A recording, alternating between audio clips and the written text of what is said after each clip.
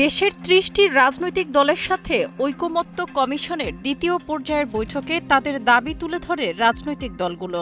এক মাসের মধ্যে সংস্কার শেষে এবছরের ডিসেম্বরের মধ্যেই নির্বাচন আয়োজনে অনড় বিএনপি। তবে এনসিপি স্পষ্ট করে বলেছে, আগে জুলাই সনদ ঘোষণার পরে জাতীয় নির্বাচনের তারিখ দিতে হবে। অন্যদিকে লেভেল প্লেয়িং ফিল্ড নিশ্চিত করে ডিসেম্বর থেকে আগামী বছরের এপ্রিলের মধ্যে ভোট আয়োজনের কথা বলেছে জামায়াতে ইসলামী। রাজনৈতিক দলগুলোর মধ্যে ঐক্যের প্রসঙ্গ টেনে অধ্যাপক ইউনূস এই বৈঠকে বলেন, আমরা তো এমন বিভক্তিকরণ প্রক্রিয়ার মধ্যে রাজনীতি সৃষ্টি করি নাই। আমরা সৃষ্টি করেছি ঐক্যবদ্ধ হওয়ার জন্য, দেশের উন্নতির জন্য, দেশের মঙ্গলের জন্য। তিনি আরও বলেন, যতগুলো ঐকমত্যের বিষয় আছে সেগুলোতে যেন আরও কিছু যোগ করতে পারি, তাহলে দেখতে সুন্দর লাগবে। জাতীয় একটা সনদ হলো। এই বৈঠকে সালাউদ্দিন আহমেদের নেতৃত্বে বিএনপি, ডাক্তার সৈয়দ আব্দুল্লাহ মোহাম্মদ তাহেরের নেতৃত্বে জামায়াতে ইসলামী, নাহিদ ইসলামের নেতৃত্বে এনসিপি সহ বিভিন্ন রাজনৈতিক দলের নেতারা বৈঠকে অংশ নেয়।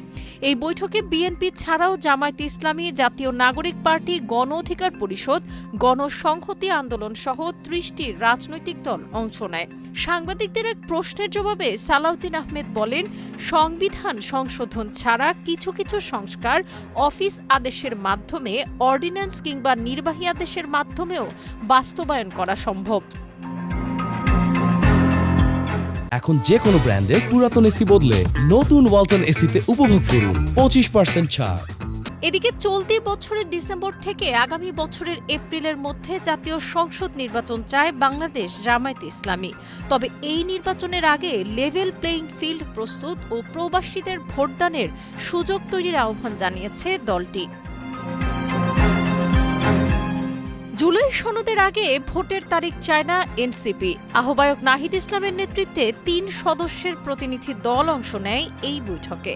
এই বৈঠকে এবছর জুলাই মাসের মধ্যেই জুলাই সনদ ঘোষণা ও এর আগে জাতীয় নির্বাচনের তারিখ ঘোষণা না করতে প্রধান উপদেষ্টা এবং ঐকমত্য কমিশনের কাছে আহ্বান জানিয়েছে জাতীয় নাগরিক পার্টি বা এনসিপি। নাহিদ ইসলাম বলেন, জুলাই মাসে গণঅভ্যুত্থানের ১ বছর হবে। ৫ই আগস্টের আগেই জুলাই মাসের মধ্যে যেন জুলাই সনদ কার্যকর করা হয়। সকলের স্বাক্ষর নিয়ে আমরা যেন জুলাই সনদ করতে পারি এবং জুলাই সনদ কার্যকর হওয়ার আগে নির্বাচনের তারিখ ঘোষণা করা ঠিক হবে না।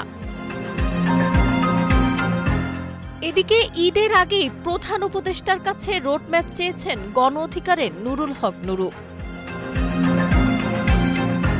সাবরিনা কাজী, কালের কণ্ঠ।